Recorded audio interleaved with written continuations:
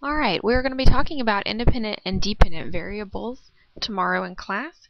We will give you a formal definition of independent and dependent variables tomorrow when you get to class, and also do an activity to make sure that we really and truly understand those definitions. But from our note sheet today, we can look at problem 11, which is about Fred and his money in his account. Fred has $100 in his savings account. His grandmother promises to deposit $25 into the account for each day that Fred helps her during his summer vacation.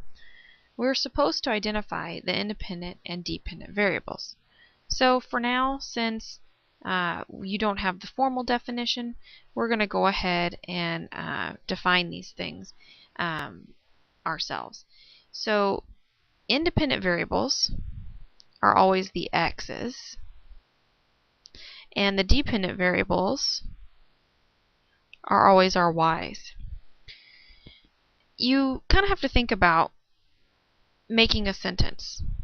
Something depends on something. So in this case, if we think about the situation itself, Fred is interested in having money at the end of his summer vacation. So the amount of money Fred has depends on how many days he works for his grandmother, or how many days he helps his grandmother.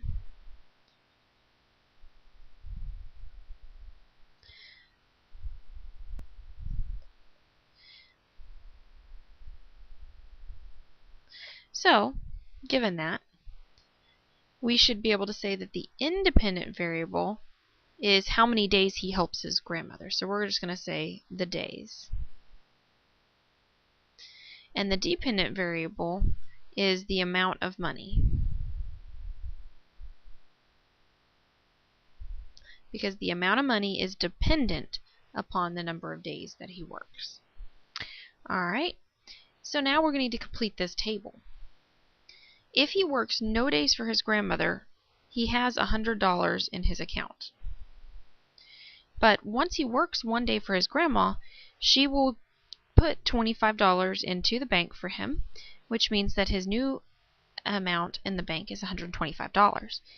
After he works the second day, then grandma will have put another $25 in, which makes $150 in the bank. So following this process, for day 3, it's 100 plus 25 times 3. So 3 days of $25, now he'll have 175.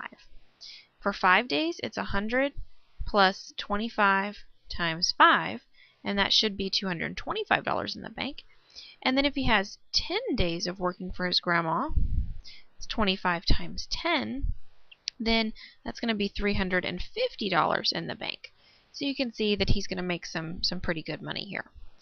Alright, so use that process column to write an equation for the situation. So I'm going to go back, and if we look at this process, what is consistent for all of the processes? Well, you have 100 plus 25. That's consistent, but the number that's inside the parentheses is what's changing all the time, and that represents the number of days. So since the number of days is x, we're going to put x. So it's 100 plus 25x. And that always gives us the amount of money, which is y. So it's going to be y equals 100 plus 25x. That is our equation for the situation. Y equals 100 plus 25x.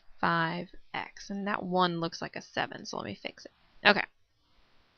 Now, if you were going to make a graph for the situation, would this graph be discrete or would it be continuous? So it doesn't say that you have to draw a graph, but it kind of makes sense. So he has $100 to start with, and then after one day he has 125. And after the second day he has 150, and etc., etc., etc. So your question needs to be, are these dots really connected, or are they not connected? So you should ask yourself, Does at any point in time, is he going to have, say, $110 in his account? Well, not in this situation, because Grandma's always going to be depositing $25. So since he can't have any amount of money between the 100 and the 125, or any amount of money between the 125 and the 150, then this must be discrete because these dots are not connected. Okay? Use your equation to determine the amount of money that he will have in his account after 20 days. Well, y equals 100 plus 25x. X is the number of days. So since we're going to have 20 days, we need to put 20 into our equation. So y equals 100 plus 25 times 20. So that is 100 plus 500. He should have $600 in his account after 25 days. So, why is he working for Grandma? Apparently, he would like to buy a TV. TV is fairly expensive. It costs $1,099.99. Okay, so we want to know how many days would he have to work in order to be able to pay for that TV. Well, this is how much money he wants to have. That's the y in the scenario. So we should put that into our equation for the y. And then set it equal to the equation. We should then proceed to solve our equation like we did in our last 2 units. So subtract 100 on both sides. So over here we get 25x, and then over here we should get $999.99. Then we should divide by 25 and figure out the date. So that answer is 39.9996 or something like that. Well, that basically means in order for him to buy this television, he needs to work 40 days. He'll have a little bit of money left over, not much, but he'll be able to buy his television. So the question on your paper says, will he be able to do that during his summer vacation? If his summer vacation is 80 days, yes, he will.